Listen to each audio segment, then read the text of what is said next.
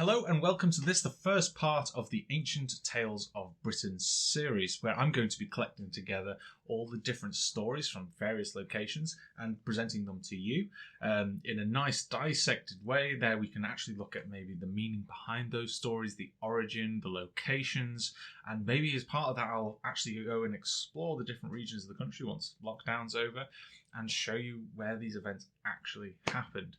So without further ado, let's get stuck in.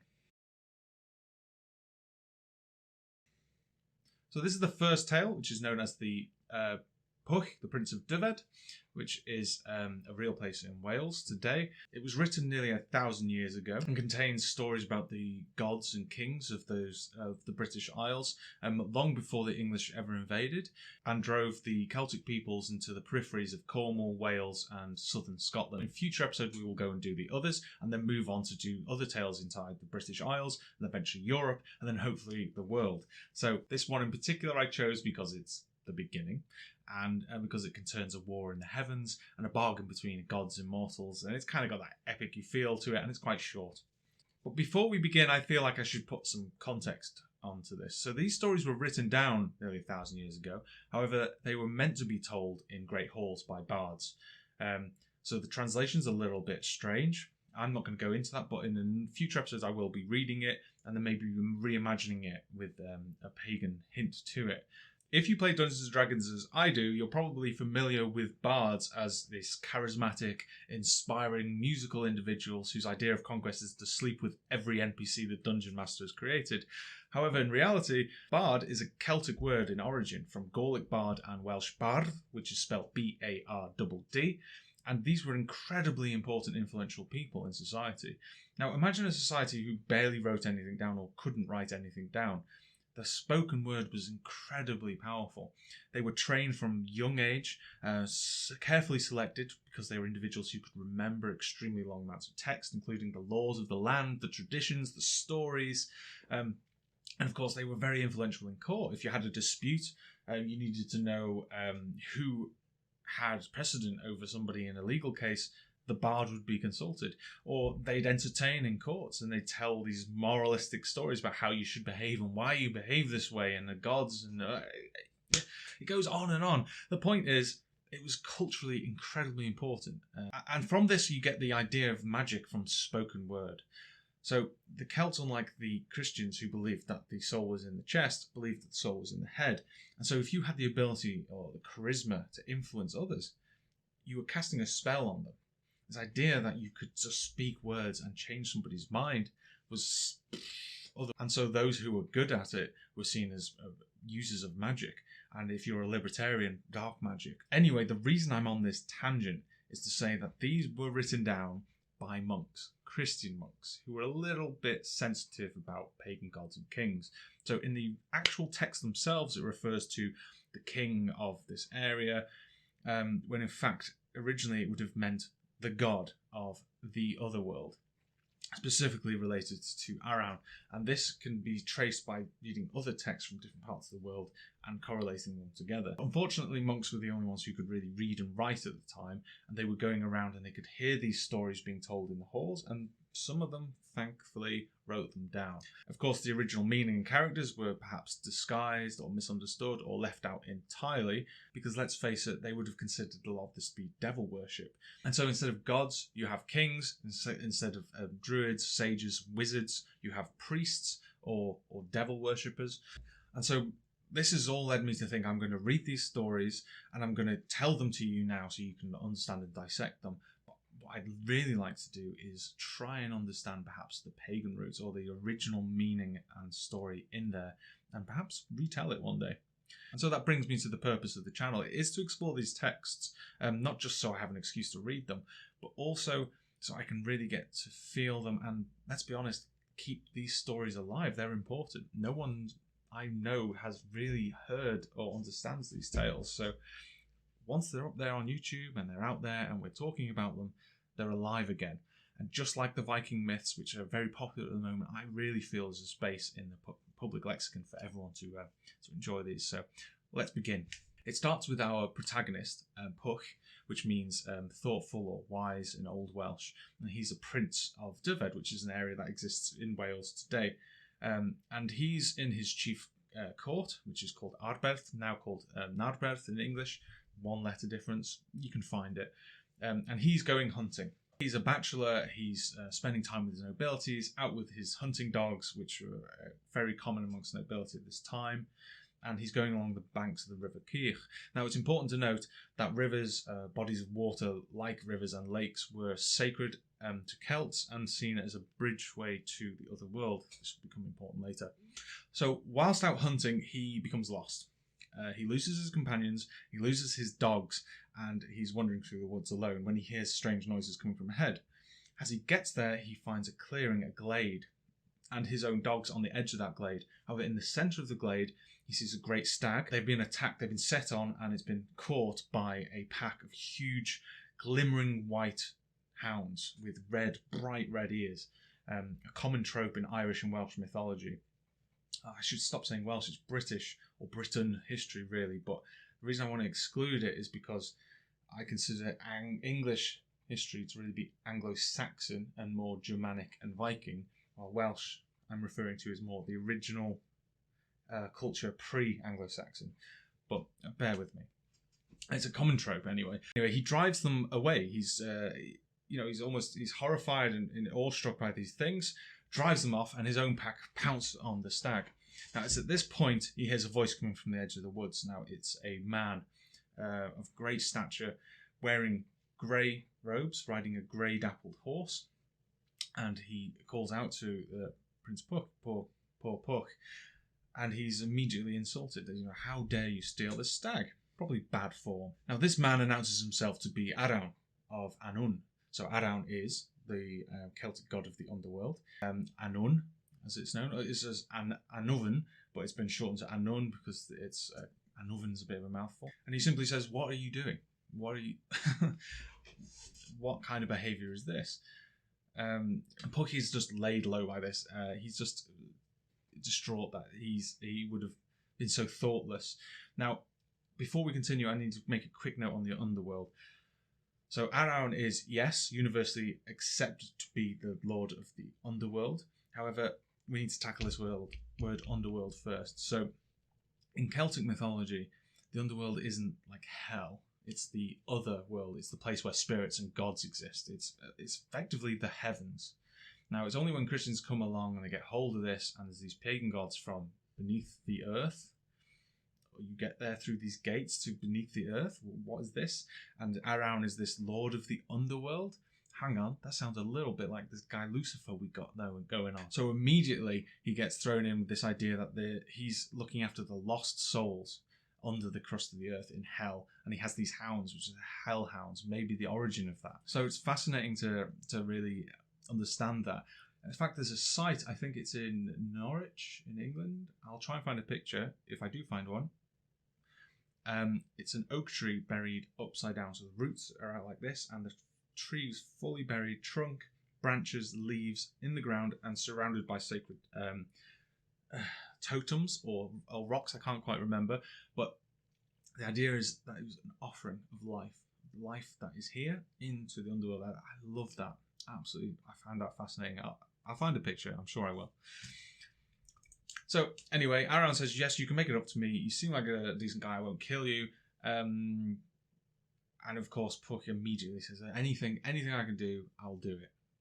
And so that brings us to the bargain. So Arawn says the prince, a mortal man, must take his place in the underworld for 1 year. Now, Arawn is a shape-shifting master of darkness, so he says, "I will cast a powerful spell on you so no one will know you are not me. And you can spend the whole year taking in the pleasures of my kingdom.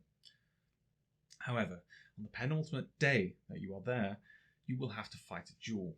So there's another king, so it seems that the heavens are divided. And every year, there's this cyclic, cool nature to everything that's Celtic anyway, obsessed with nature and seasons.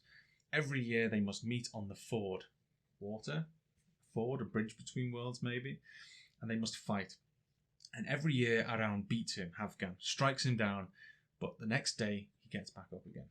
So he says, "You will fight him, you will beat him easily, even though he's a mortal man, but you must only strike him once and not a second time. This is common, I think, in many old stories. But there's always a bargain. There's always something with the other world. There's always like a catch, a taboo, a trope, and this is one of them. It's part of the ritualistic of it. Hit him once, no more, and you will defeat him. Do this, and we're square. Puck gladly accepts anything to regain his honour, and so Aran says he will show him the way. Again, Anorn isn't a realm. He couldn't find his own way there. He has to be. Of course, once Puck is in the underworld, he finds that it's a beautiful place. The halls, he's never seen anything fine. Everything's gilded and beautiful. The tables are filled with food and wine. And then he meets his queen, Aran's wife, who is staggeringly beautiful, a charming company, an absolute babe by all accounts. Unfortunately, she's not named, which is a tragedy. It would be good to see that. A lot of the female characters are named and have, in the second branch, for instance, the main character is effectively a queen or the princess, a female deity, but not here, unfortunately. And so he carouses and he eats on the first day, and it's time for him to go to bed. And of course, he goes to bed with Aran's wife, but it says as soon as he's there, he doesn't speak to her. He gets into bed, he scoots over to the end, and he turns his back to her. And so he spends every night. He never sleeps with her. And it says no matter how well he gets on with her, he never submits to temptation. Now, it's worth a mental note here, because of course these were written at the height of the Arthurian tales. This idea of chivalry is just coming into vogue, and chivalry is really just a way of curtailing this mad band of murder hobos called knights, who were just going around killing everyone willy-nilly. And so these stories, amongst others, this one in particular, amongst others, are really just trying to teach them a moral code. And chastity is one of those virtues that is being taught at this time, of course. So a little bit of an insight into early chivalry there. And so Puck sees out his year, hunting, having a great time, and then, of course, the day comes. Now, everyone in the underworld is aware of this day, so they it says it specifically. Everyone's aware of it. It happens every year. And he goes with his nobles to the ford, where he sees Havgun on the other side. Now, they meet at the centre, both riding horses, charge down, attack on the ford. Now, Puck brings his sword down for one strike, and on his first strike hits the centre of the boss. Let's just do that. Center boss, probably the centre boss of his shield, and the shield shatters, and the armour is thrown from him, and he tumbles backwards on his horse and lands off his horse, lands on the floor, and is crippled on the ground and begging for him to be to finish him off. Now, this is fascinating. I've read some fantasy stories where a mortal goes into the other world, and he's brandishing iron, which is that of man, and then bronze is that of the gods. This idea that only man can wield iron, and it's anathema. It's just totally anti-fae, anti-god, and this idea that maybe Puck simply had an iron sword, or it's just simply the power of man in that realm is powerful, as is a god in the other. I digress. And so Havgun's crippled on the ground, a broken man by all accounts, or god. So it's time that he goes back now to the mortal realm, and so he goes back to Liverkirch, where he agreed to meet Aran at the 1 year point. When he's there, he's greeted by Aran, who's all smiles, and he thanks him. He's obviously aware that the underworld has been united, and says, you are a great friend, and you are forgiven entirely. At this point, there's a few good parts of this story, which I love. They're really human.